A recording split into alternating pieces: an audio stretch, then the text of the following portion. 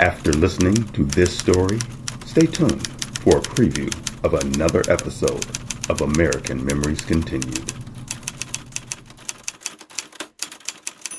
As new dreams are born and hopes are lived, so too are American Memories Continued. American Memories Continued, an original audio series, is brought to you with love and commercial-free by The Fingerprint Community Global, moved by greater to believe bigger. Advocatus Ecclesiae Publishing, perfecting the distribution of hope. and by the ongoing monthly support of friends, community members, and sustaining faithful partners like you.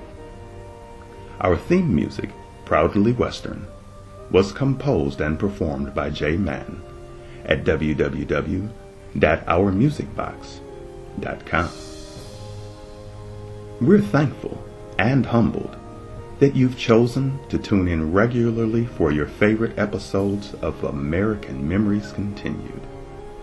Not just stories told, memories lived. Today's episode is entitled Threats of Love. Let all of your cares go for just a little while.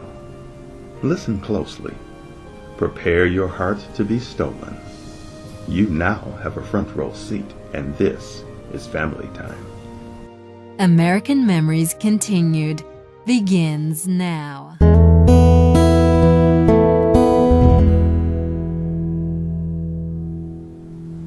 I ate a spoonful of hot cereal today, and without any warning, or without getting my permission, it took me all the way back. The oatmeal had gotten thick because I sat there and let it get cold. I was told with a stern voice, "You'll eat it before it eats you." I understood the seriousness of the threat, but what I didn't know was that it was all rooted in love. For my parents, it was a nourishment and health issue meant to guide me down the right path and help me to grow big and strong. Imagine all of that just from a bowl of oats. They didn't feel the need to explain the vitamins and fiber benefits and how oatmeal would fill me up and give me what I needed to keep me going all day long until it was time for me to eat again. I wouldn't have listened anyway. Yes, I heard the parental testimonials about how food like this would stick to your bones, whatever that meant, and not just burn off like other fluffy puff foods and treats that I would rather have had. But what did they know? As children, you think that they eat this stuff that seems to have very little taste because they're older, and that must be what old people eat. If that's the case, why would I need to eat old people food? And for that matter, why would I want to? I loved my parents, but I sure didn't want to be them. Well, at least not anytime soon. It's interesting how we see things as a child. I was just fine eating the toast, waffles, eggs, and bacon that my parents ate. But as far as I was concerned, they could keep that bowl of grayish-brown mush to themselves. Funny, I thought that I would outsmart them, and that if I waited long enough, that they would just get rid of it. But Dad wasn't about to throw out any good food. He had worked too hard to put food on the table, something that I neither understood the weight of nor fully appreciated at the time. But I would come to know all too well in just a few years, it seemed. They were much smarter than I gave them credit for. But that's not a surprise, and you know it. Our parents are always much smarter than we think. Mom had devised a technique by which she would just let a skin form on the top of the creamy wheat. It was nothing more than the top layer of the hot cereal cooling off and producing a thin coat, preserving the rest of the bowl of food underneath. Mom would then add a little bit of cold water on top of it and put it in the refrigerator for later. Perfect. When hunger hit, as they knew it would, out came the cereal. The thin layer was removed.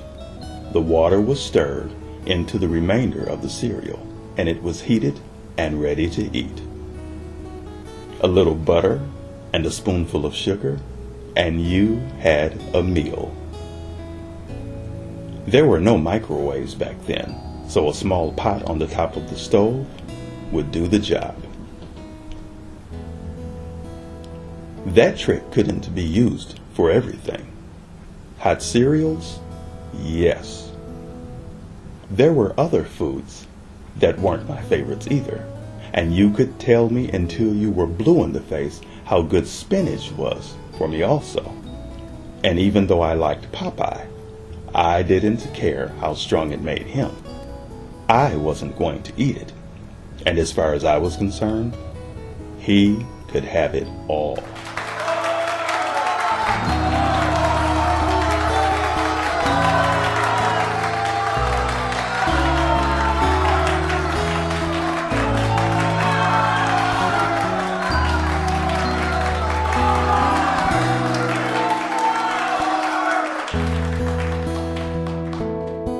If you're exiting the studio, please watch your step.